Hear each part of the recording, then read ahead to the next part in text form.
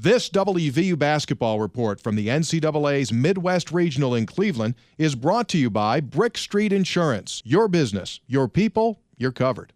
We welcome you to Cleveland here where perfection is warming up behind us. The Kentucky Wildcats at a perfect 36-0, getting their time on the floor as they get ready for tomorrow's game against West Virginia.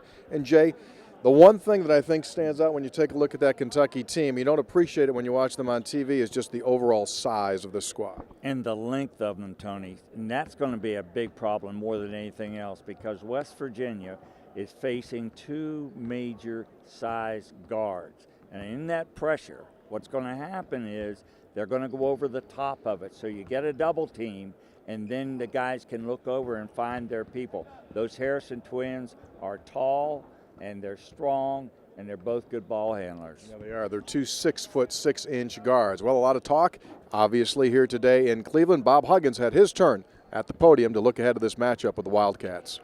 Yeah, I guess the risk is sometimes we open up the floor. But, anytime you double team somebody's going to be open. But, I think the reward for us is we turn people over, and sometimes at an alarming rate.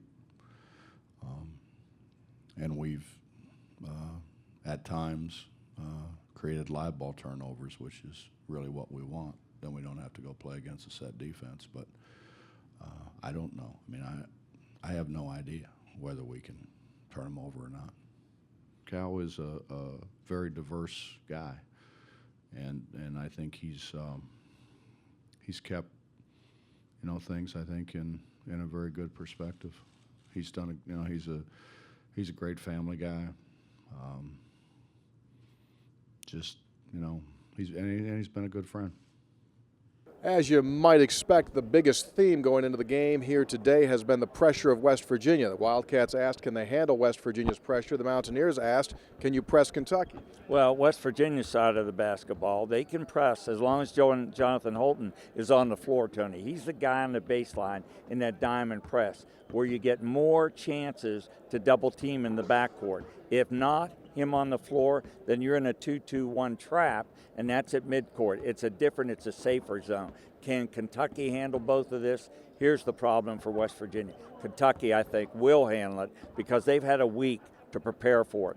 And that is something that's very important to them. And I think John Calipari knows Bob Huggins. I think what's going to happen here is he's going to be able to handle it. If not, he has the depth to come back with it. So West Virginia must make their defense work for them with easy scores. At the podium for the Mountaineers, a couple of seniors, Gary Brown, Juwan Staten, and sophomore Devin Williams, who's been playing especially well.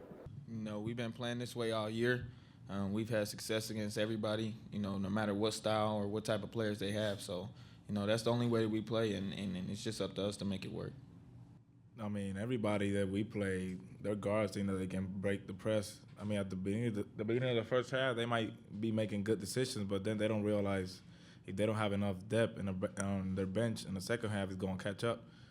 Sometimes during the game, we can see it. We get real excited when things like that happen. I feel like the whole bench, the whole team can realize it, and that's when we know we go harder and more aggressive. I think, playing in the conference we played in has really prepared us. And,